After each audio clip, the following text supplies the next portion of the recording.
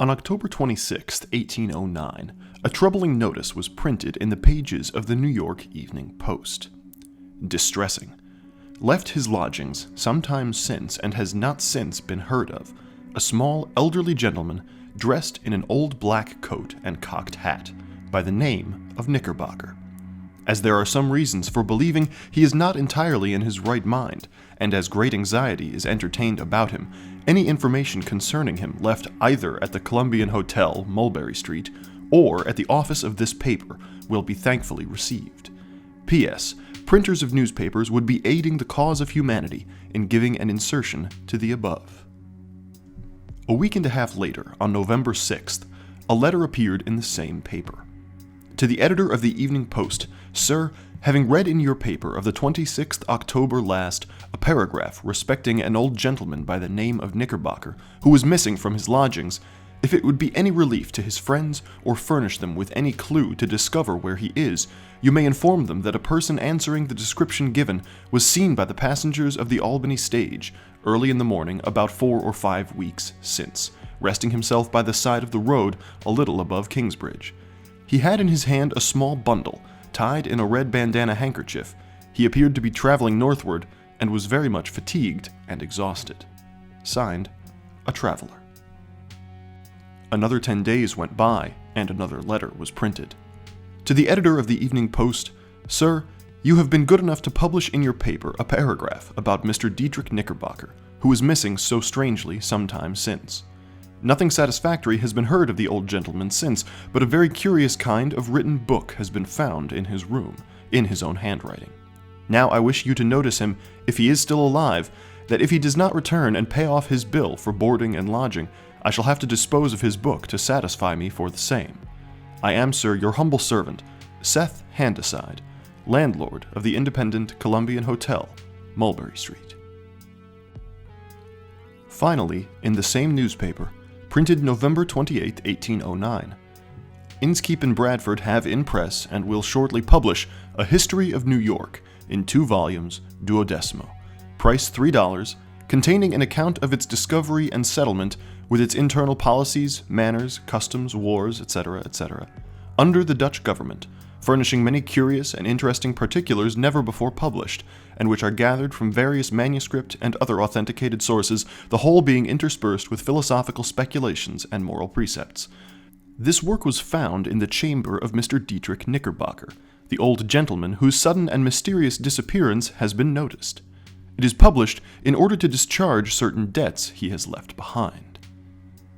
The curious bit was, neither Seth Handaside, the Independent Columbian Hotel, nor Diedrich Knickerbocker ever existed.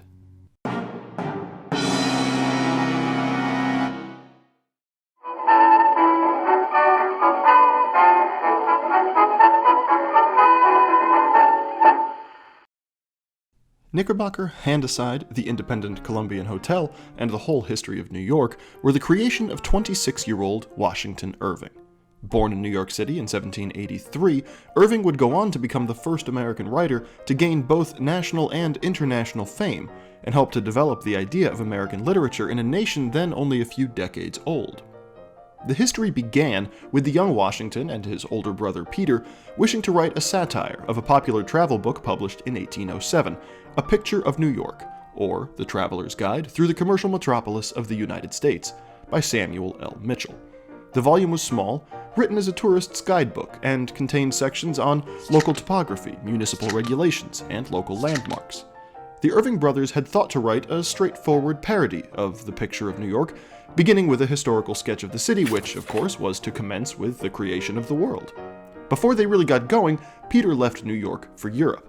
Washington decided to continue with the project, but thought to alter the subject from a travel satire with a slim history section into a full-length history book, starting with the beginning of the world and continuing until the end of the Dutch occupation of New Amsterdam.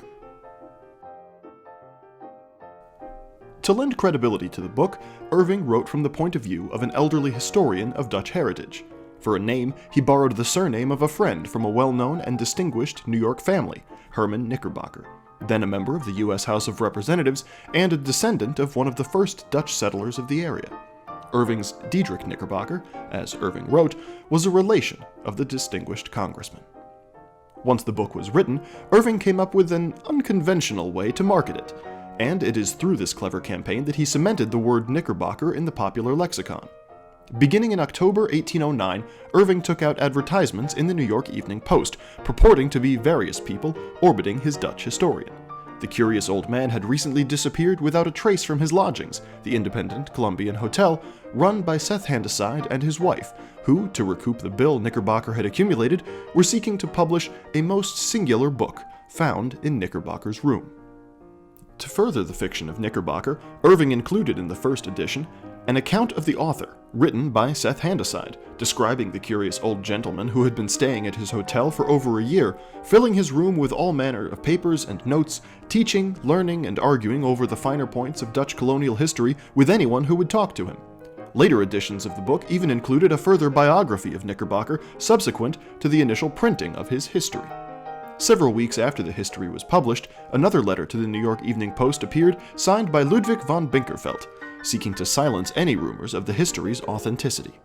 Whereas sundry reports injurious to the character of Diedrich Knickerbocker are at present in circulation, setting forth that said Knickerbocker is not the author of History of New York, about to be published in his name, and even attacking the very existence of Knickerbocker himself, and considering him as an ideal person, the undersigned, the most tried and faithful of Diedrich's friends, takes this method of informing the public that said reports are malicious and without foundation, originating, he verily believes, in envy, excited by the unheard-of reputation that Knickerbocker will reap from the publication of his authentic and interesting history.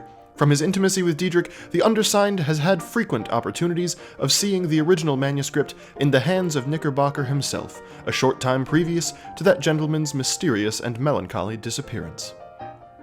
The letter was almost certainly also written by Irving. Irving was no stranger to pseudonyms. At the time of Knickerbocker's creation, Irving had already written a book under the name Jonathan Oldstyle, and would later have some of his greatest success writing as Geoffrey Crayon and Launcelot Langstaff. Irving was a master of what has come to be referred to as invented tradition, making fiction seem real by writing historical background on it, blurring the line between fact and fiction. Irving was hardly the first to use this device. Cervantes had used it masterfully in Don Quixote 200 years earlier. But Irving did it in such a way that, even though it was apparent he was writing fiction, it resonated with the public and thus developed a life of its own. A supreme master of metafiction, he would also lend credibility to current works by calling back to previous works he had written. The stories of Rip Van Winkle and The Legend of Sleepy Hollow, originally published in the sketchbook of Geoffrey Crayon, were written as though they were found by Crayon in the posthumous writings of his friend Diedrich Knickerbocker. Knickerbocker appears again in Irving's tale Wolfert's Roost, a semi-factual account of Dutch burgher Wolfert Acker and his estate in Westchester. Knickerbocker, wrote Irving, had visited the houses then built on the former Acker estate during his travels, obtaining copious stories and documents of old New Amsterdam there. It is worth noting also that Irving himself later purchased a portion of the former Acker estate to build into his home, which he named Sunnyside. Over the next century and a half, the word Knickerbocker would become even more synonymous with New York, due to cite but a few examples, the appearance of one of the earliest baseball teams, the New York Knickerbockers, and the Knickerbocker Rules of Baseball, themselves named for the Knickerbocker Engine Company of the New York Fire Department that one of the club's members was a part of, an avenue and a subway station in Brooklyn, a hotel, a personification of New York City named Father Knickerbocker, a beer brand, and, of course, a professional basketball team. While today the name Knickerbocker is synonymous with New York, it is worth noting that this is not a recent invention.